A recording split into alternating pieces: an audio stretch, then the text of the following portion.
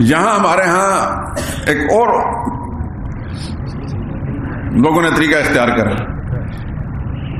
کہ مخاطبین کی خوشنودی حاصل کرنے کے لیے دلائل اتنے بودے اور اتنے کمزور ہوں گے دنیا بھر کے رتب و یابس کہانیاں سنائیں گے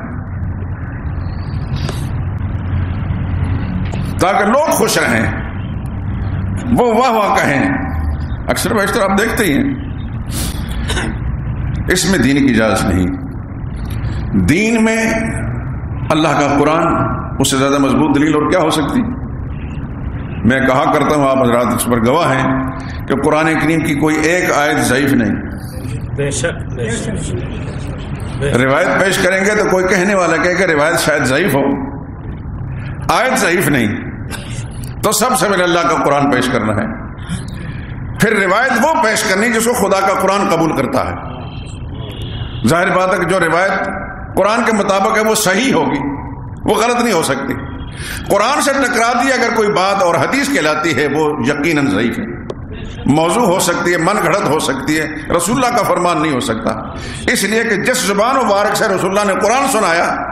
اس زبان سے رسول اللہ صلی اللہ علیہ وسلم قرآن کے خلاف کوئی بات نہیں فرما سکتے۔ یہ ایک موٹا سا اصول میں آپ کے سامنے عرض کرتا ہوں، چاہے میرے اور آپ کے پاس کوئی اسماء الرجال کی کتابیں نہ بھی ہوں، یہ روایت جو ہے اس معیار پر لے جا کر پرکھیں کہ اس کا فلاں راوی اس کی کیا حیثیت ہے، اس کی ضرورت نہیں۔ قرآن کو امام بنائیے اور ہر روایت کو اس پر لے جا کر پیش کیجیے۔ قرآن کے مطابق ہے، سر آنکھوں پر وہ نبی کریم صلی اللہ علیہ وسلم کا فرمان ہوگا، اور قرآن کے خلاف ہے تو یہ سمجھیے کہ کسی گھڑنتو نے، گھڑنے والے نے گھڑ دی، یہ اللہ کے پاک پیغمبر کا فرمان نہیں ہو سکتا صلی اللہ علیہ وسلم۔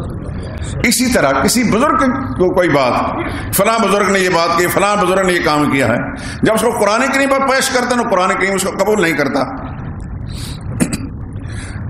تو پھر اس میں دو باتیں ہو سکتی ہیں۔ پہلی بات یہ ہے کہ یہ بزرگ طرف جو منسوب کی گئی بات غلط ہے،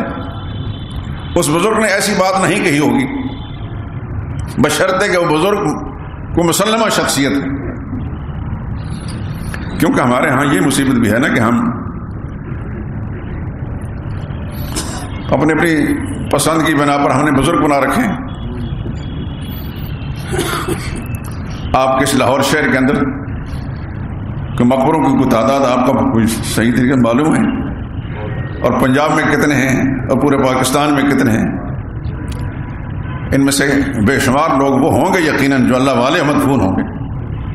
انکار نہیں، لیکن ایک بڑی تعداد ایسے لوگوں کے سب دو نمبر قسم کی چیزیں، اور یہ مقبرے جو بنا رکھے ہیں یہ مال کمانے کا ایک ذریعہ ہے،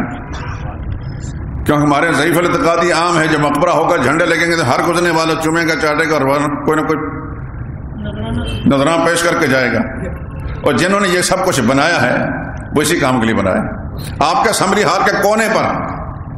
دور کی بات نہیں کر رہا، اسمبلی ہال کا کونے پر جہاں سے گاڑی مڑتی ہے، یہاں ایک سائیکل دفن ہے، دفن کرنے والے نے خود ہمیں بتایا، وہ فوت ہو گئے ہیں، یہیں بیڑو روڈ پر رہتے تھے، ان کی اقتصادی حالت ذرا خراب ہوئی تو انہوں نے دیکھا، کسی نے بتایا یہ کام کرو، نے کر لیا، چنانچہ جھنڈا جب لگا تو ہر ویگن والا اور ہر گزرنے والا وہاں نذرانے پیش کرنے لگا۔ بعد میں جب ان کو سمجھ میں آئی، توبہ تو کی انہوں نے، لیکن توبہ کرنا بے سود رہا، کیونکہ اس وقت اگر وہ خود کہتے کہ میں نے سائیکل دفن تو لوگ اس کو مار دیتے۔